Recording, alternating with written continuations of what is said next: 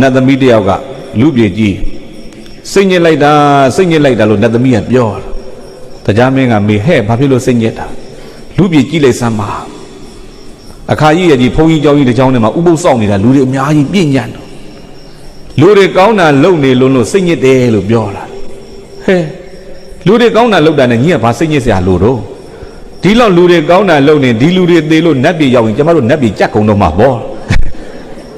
နတ်ပြည်မှာနတ်ဥယျာဉ်တိုးတက်မှာကြောက်လို့တဲ့အဲ့လိုမှမှတ်နဲ့တရားကအလုတ်ကောင်းနိုင်စိတ်ကောင်းတာမဟုတ်ဘူးလို့ပြောတယ်ဗျာဟုတ်လားအလုတ်ကောင်းနိုင်ဘာမှကောင်းမှုလဲမယုံရင်လိုက်ခဲ့ငါပြမယ်ဆိုပြီးတရားမင်းကြီးကလူပြေစင်းလူရောင်ဖန်စင်းအသက်80လောက်အဖိုးကြီးပုံစံပေါ့ကလေးမလေးကိုအသက်18ဆက်ကိုလှလှပပအပြိုလေးပုံစံဖန်စင်းအဲ့ဒီဥပုသ်ဆောင်နေတဲ့ဥပုသ်တွေကြားရှောက်သွားကြကလေးမလေးကအဖိုးကြီးလက်တွဲပေါ့ဥပုသ်တွေကလည်းနေ့လယ်2နာရီလောက်ဟိုနာဇေယျထဲတက်ဖွဲ့ဒီနာဇေယျထဲတက်ဖွဲ့ဟိုနာကသစ်ပင်အောက်10ရောက်ဒီနာကသစ်ပင်အောက်က9ရောက်အဖွဲလဲလက်ထက်ကပတိတွေနဲ့မလားလက်ထက်ကသာပတိပါဇက်ကပြောနေကြတာလေအဲ့ဒီဖွဲ့တွေကြားရောက်သွားတော့ကလေးမလေးကစုံစမ်းတော့အဖွားတို့ဥပုသ်ဆောင်တာလားဟုတ်တယ်ငါမြည်ရဲ့ညီအဖိုးမရဘူးလို့လိုက်ပို့တာလားအဖိုးမဟုတ်ဘူးအဖိုးမဟုတ်တော့အဖေလားဟဲ့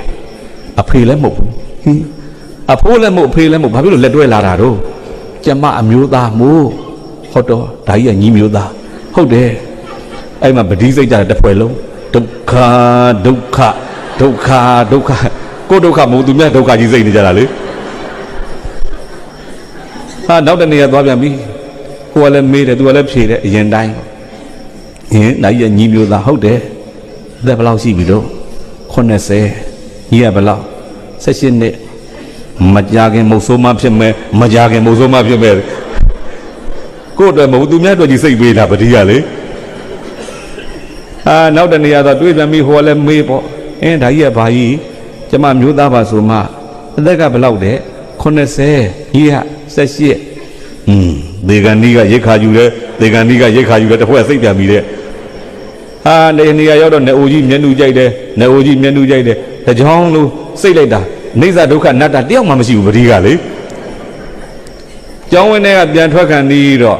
မုတ်ဦးကြီးပေါက်ရမှာသစ်ပင်ရိတ်အောင်ရေဦးစင်အဲ့ဒီရေဦးစင်လေးမိပြီးတော့ဖွားတယောက်ကပတိစိတ်အဲ့နာရောက်သွားပြန်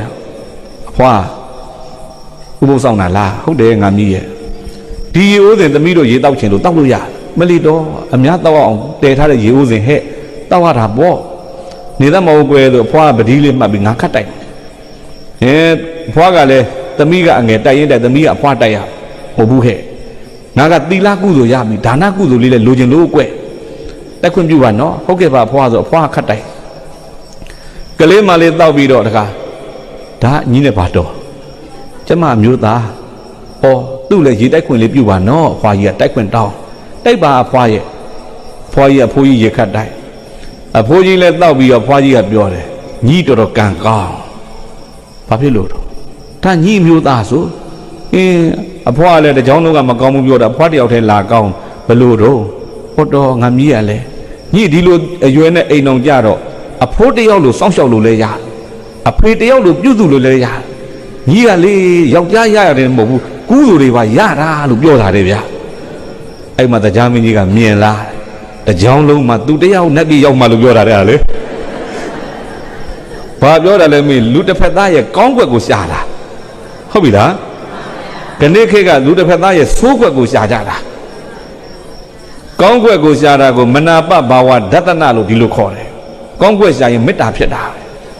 ကောင်းကွက်ရှာရင်ဘာဖြစ်တယ်မကောင်းကွက်ရှာရင်မေတ္တာရဲ့စန့်ကျင်ပဲဒေါသဖြစ်တာဒေါသနဲ့သိငရဲပြေလေးတရားကအဲ့ဒါရည်ရွယ်ပြီးပြောတာဟုတ်ပြီလားအဲ့တော့အလုတ်ကောင်းပေမဲ့စိတ်ကောင်းတာမဟုတ်ဘူးတဲ့တရားပြောတဲ့စကားလေးပါအဲ့တော့ထိန်းရခက်တာကပြိတဲ့ဘာလေးဗျာစိတ်ပဲတဲ့ကောင်းတာလုပ်ပေမဲ့အစိတ်ကကောင်းခြင်းမှကောင်းတာအလုတ်ကောင်းပေမဲ့စိတ်မကောင်းတာဒီစိတ်